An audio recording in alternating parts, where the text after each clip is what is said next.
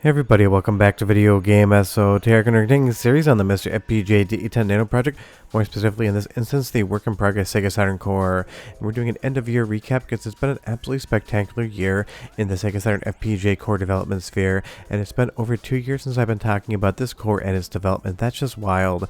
So we're going to kind of take a trip through memory lane and see where this core came from and where it is now. Before we get too far involved though, do me a huge favor, go down below, hit like and subscribe, and ring that notification bell. Definitely helps us out. And if you feel so inclined to want to support the channel, I got a Patreon link down below as well. But this, in recent memory, is what the Sega Saturn Core used to look like when we were on one of the earliest cores ever. I've done over 100 previews of this core in video form, and that is absolutely wild to think about. And one Resident Evil looked like this back in the day. We were absolutely stunned and shocked to see just how this could actually work on MiSTer FPGA. Nintendo 64 and Sega Saturn were long considered to not be possible on MiSTer, but obviously now we have a complete Nintendo 64 core, and SRG 320 seems to be on the finishing touches stage of the Sega Saturn Core. But even some time ago when we saw Resident Evil work completely corrupted, we were just absolutely shocked to see it was impossible in the first place. Now today, if you want to load up Resident Evil, it is a perfect experience. I found no visual glitches or bugs in my playthrough. You can save and you can play the game from start to finish like you were on real Sega Saturn hardware, and that is just absolutely wild to think about. Or something like seeing Panzer Dragoon run on MiSTer FPGA, even if most of the graphics from VDP1 and VDP2 were completely missing. No skybox, no water texture, nothing whatsoever, and just the most rudimentary menu possible to be able to configure your controls and to boot up the few games that were working. Seeing this running was just mind-blowing, and everyone was so excited to know that Sega Saturn was coming, and we've shown so many different previews of Panzer Dragoon over the last like 18 to 24 months, getting to stages where you would have the ground texture, you would have the skybox, but sometimes VDP 1 or 2 would bug out, like right here. The minute you would fly off this ridge, all of the ground texture would completely go missing. This was just an iterative process. This was like halfway through core development, and this was kind of a little bit further along. But the graphics kept getting better. We got to see more games running. We got to see more games running without major bugs or glitches, and that was absolutely stunning. And now today, during the holiday season, if you load up your MiSTer FPGA, I would say like 97% of games are running well. You can beat them start to finish. You might still see a bug here or there, but it really won't affect much whatsoever. And I just talked to a few commenters on the channel who have finished up Panzer Dragoon Saga gameplay sessions from start to finish, beating the entire game, and they had an absolutely perfect experience. I talked to one person who speedruns Panzer Dragoon Saga, and they said it was every bit as good as playing on real hardware, and they couldn't detect anything whatsoever that would make them think they were playing on an FPGA core. That is out insanely far. This core has come from SRG 320 from its inception to the time you're watching this video.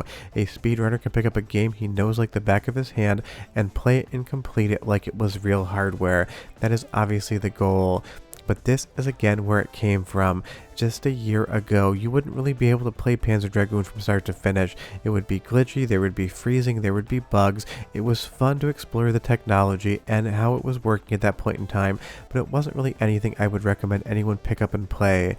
Now today, you can just say, play Sega Saturn on MiSTer FPGA, and outside of a few edge cases, you're gonna get an excellent experience. Now, seeing something like Sega Rally even run in the core in the beginning, you'll see that flickering at the top when the window wouldn't even position itself correctly and the aspect ratio was wrong, was still stunning just to see this game executing in the core. The frame rate was off, the controls were all over the place, and it would freeze all the time. Now, it's to the point in time where we can compare it directly to the best Saturn emulator on the market, MiSTer, and it is basically impossible to tell the difference side by side.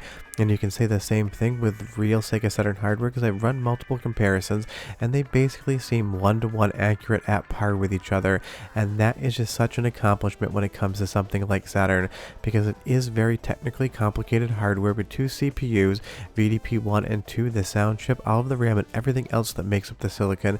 It was a little bit of an engineering mess back in the day, but now it is here in FPGA, and again, MiSTer versus the core side by side. If I didn't tell you which source you were watching, you'd probably have no idea as to what was actually going on. And that, as I like to say in videos, is really the end goal of an FPGA core. You should not be able to tell any functional difference if someone hands your controller as to whether or not you're playing on MiSTer or a real Sega Saturn.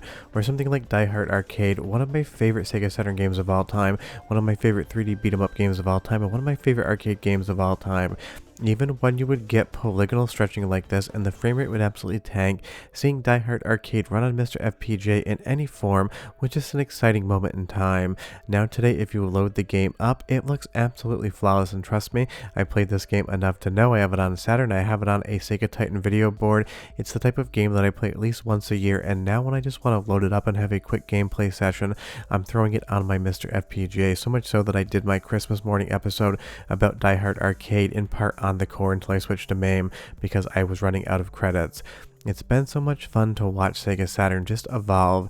This was one of the first games that ran Aliens Trilogy, and just seeing it on the Saturn in first person with graphics that look correct, it was just a sight to behold. And again, if you look closely, you're definitely going to see some visual glitches here, but even seeing one game boot and run on the Core, it just didn't seem like something that was going to be possible back in the day.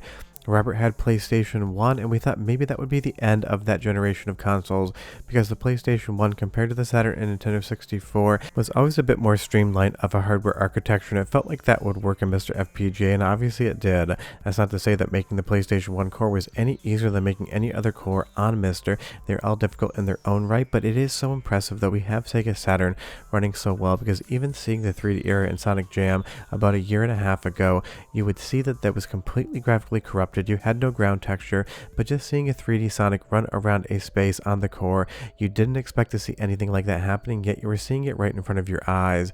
And now today, there's so many games that you can just sit down and treat like a real Sega Saturn experience. And it's one of those things, Sega Saturn hardware is reliable. Not many times do the CD-ROM drives go, and we have so many different optical disc emulators or the Saru cartridge to play Sega Saturn games however we want. And because the Sega Saturn hardware does have the best RGB out of any console in my opinion, it is a very popular console to collect for and to play on a real CRT television, or even upscale to something like the Retro Tank.